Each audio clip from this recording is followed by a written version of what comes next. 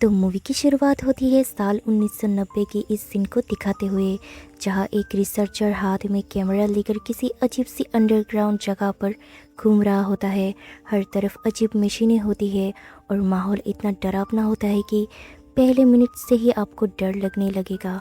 वो रिसर्चर किसी चीज़ को ढूंढ रहा होता है, लेकिन धीरे धीरे उसकी सांसें तेज़ होने लगती है। उसे लगता है कि कोई उसका पीछा कर रहा है। वो डरकर भागने लगता है। कैमरा हिल रहा था और फिर अचानक से एक चीख सुनाई देता है। इसके बाद स्क्रीन ब्लैक हो जाती है और वो रिसर्चर हमेशा के लिए गायब हो जाता है। अब हम मिलते हैं मूवी के दो मेन कैरेक्टर्स क्लार्क और डॉक्टर मैरी से। क्लार्क एक फर्नीचर स्टोर का मालिक है, लेकिन उसकी पर्सनल लाइफ पूरी तरह बर्बाद हो चुकी है। उसकी वाइफ उसे छोड़कर जा चुकी है और उसका बिजनेस भी लॉस में चल रहा है।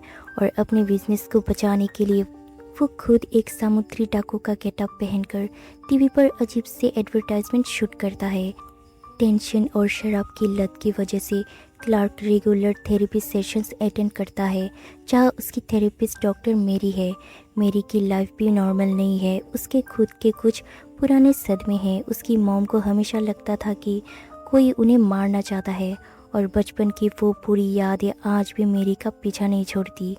एक दिन क्लार्क नोटिस करता है कि उसका स्टोर की lights bar bar on off हो रही है और बिजली का बिल भी ज़्यादा आ रहा है। जब इलेक्ट्रिशियन आता है तो वो देखता है कि बिजली के बोर्ड में 3 अजीब से स्विच लगे हैं, जिनका कनेक्शन किसी भी वायरिंग से है ही नहीं। वो स्विच असल में किसी दूसरी दुनिया से जुड़े थे। उस रात क्लार्क स्टोर में अकेला होता है और उसे बेसमेंट की दीवार पर एक चमकती हुई दरार दिखता है। जैसे ही क्लार्क उस चमकती हुई लाइन को छूता है, वो दीवार के आर पार होके एक रूम के अंदर जा गिरता है। क्लार्क अपनी आंखें खोलता है और जो वो देखता है उसे देखकर कोई भी डर जाए। हर तरफ पीले रंग की दीवारें, पुराना कचरा, फर्नीचर। क्लार्क धीरे धीरे रूम्स एक्सप्लोर करता है, लेकिन सब कुछ बिल्कुल रियल होता है। वो हर टर्न को याद रखने की कोशिश करता है, लेकिन कुछ ही देर में उसे समझ आ जाता है कि इस जगह पर नॉर्मल रोड्स काम ही नहीं करते। यहाँ डायरेक्शन बदल जाती है, रास्ते बदल जाते हैं और लॉजिक फेल हो जाता है। थोड़ी देर बाद क्लार्क को एक मरा हुआ बर्ड मिलता है। उसके पास कुछ पुराने बैग्स और सामान पड़ा होता है। ध्यान से देखने पर पता चलता है कि ये सामान उसी रिसर्चर का है जो मूवी के ओपनिंग सीन में गायब हुआ था। अब क्लार्क को यकीन हो जाता है कि वो पहला इंसान नहीं है जो यहाँ फंसा है। वो ज़ोर से आवाज़ लगाता है, लेकिन वहाँ कोई नहीं होता। तभी उसे महसूस होता है जैसे कोई अंधेरे से उसे देख रहा हो। अचानक हॉलवेज में पैरों की आवाज़ गूंजने लगती है। कहीं दूर कोई शेडो हिलती हुई नज़र आती है। क्लार्क का डर बढ़ता जा रहा था। वो बिना पीछे देखे भागना शुरू कर देता है और मुश्किल से वही पोर्टल ढूंढ लेता है जहाँ से वो अंदर आया था। जैसे ही वो उस पोर्टल से बाहर निकलता है, वो दोबारा अपनी असली दुनिया में लौट आता है। क्लार्क को अब पूरा यकीन हो जाता है कि उसने जो देखा था वो कोई सपना या हेलुसिनेशन नहीं था, लेकिन डॉक्टर मेरी उसकी किसी भी बातों पर भरोसा नहीं करती। उन्हें लगता है क्लार्क मेंटल स्ट्रेस और अल्कोहल एडिक्शन की वजह से ये सब सोच रहा है। क्लार्क जानता था कि बिना प्रूफ के कोई भी उसकी बात नहीं मानेगा, इसलिए वो डिसाइड करता है कि इस बार वो बैक रूम्स के अंदर कैमरा के साथ जाएगा और वो अपने एम्प्लॉय कैट और उसके बॉयफ्रेंड बॉबी को लेकर वो दोबारा फर्नीचर स्टोर पहुंचता है। शुरू में दोनों को क्लार्क की बात बिल्कुल मजाक लगती है, लेकिन सेफ्टी के लिए वो कैमरा, रस्सी और ज़रूरी इक्विपमेंट साथ ले आते हैं। तीनों बेसमेंट में उस लाइन के पास पहुंचते हैं। सबसे पहले क्लार्क पोर्टल के अंदर चला जाता है और एक ही पल में आंखों के सामने से गायब हो जाता है। ये देखकर बॉबी और कैट दोनों के होश उड़ जाते हैं। बॉबी हिम्मत करके पोर्टल के अंदर हाथ डालता है, लेकिन अगले ही सेकंड वो भी उसके अंदर खींच लिया जाता है। अब कैट के पास कोई ऑप्शन नहीं बचता। वो भी अपने दोस्तों को बचाने के लिए बैकरूम्स के अंदर एंटर कर जाती है। अब वो तीनों वीडियो रिकॉर्ड्स करते हुए एक्सप्लोर करते हैं। जैसे जैसे वो आगे बढ़ते हैं, हर नए रूम पहले से भी ज़्यादा अजीब लगता है। कहीं बिल्डिंग के कुछ हिस्सा टूटा हुआ है तो कहीं पुराना फर्नीचर गिरा हुआ है। तभी उन्हें एक टनल जैसा रास्ता दिखता है। चेक करने के लिए वो एक बेड से रस्सी बांधते हैं और वो भी रस्सी पकड़ कर नीचे जाता है।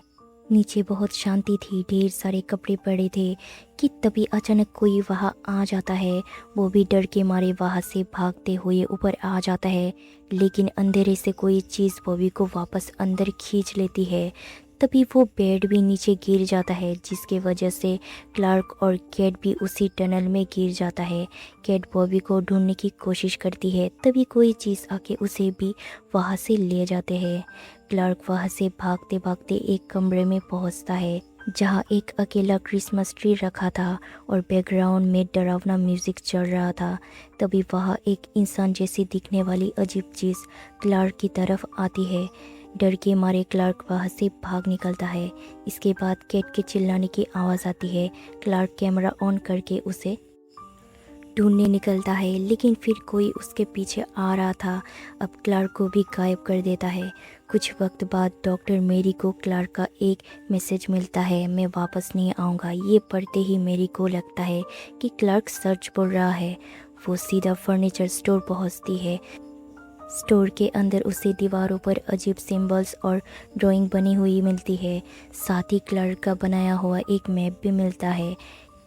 ठीक उसी बगल में पोर्टल के ऊपर दरवाज़ा बनाया हुआ था।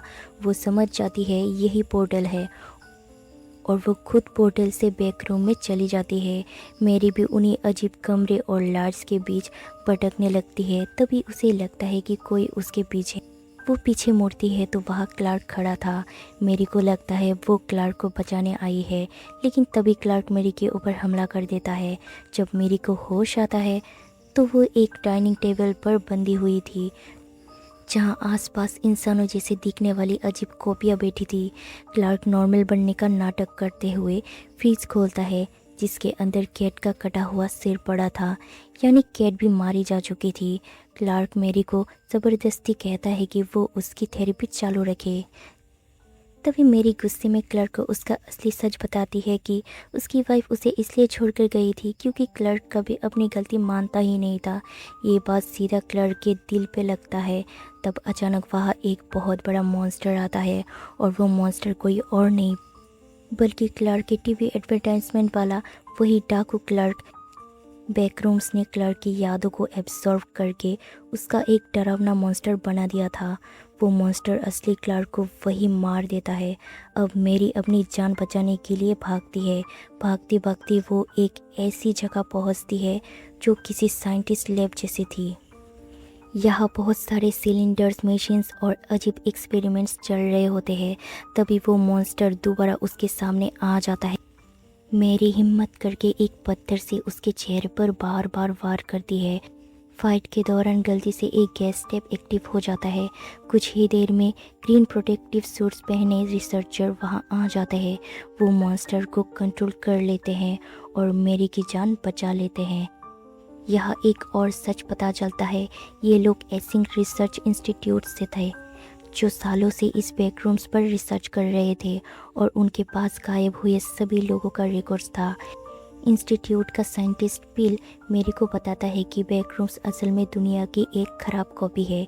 ये जगह सिर्फ लोगों को मारता नहीं बल्कि उनकी यादें एब्सॉर्ब करती है और फिर उन्हीं यादों से नए रूम्स, नए मॉन्स्टर्स और उनकी कॉपीज बना देती है। और फिर बिल्कुल आखिरी सीन में हमें मेरी की भी एक अजीब कॉपी दिखाई देती है। इसे साफ समझ आ जाता है कि बैकरूम सिर्फ लोगों को मारता नहीं है बल्कि उनकी यादों को चुरा कर उनकी कॉपियाँ बनाता है और धीरे धीरे हमारे असली दुनिया की जगह ले रहा है। जितना ज़्यादा लोग इसके अंदर जाएगा ये उतना बड़ा होता जाएगा और शायद एक दिन ये पूरी दुनिया को अपनी एक और कॉपी में बदल दे।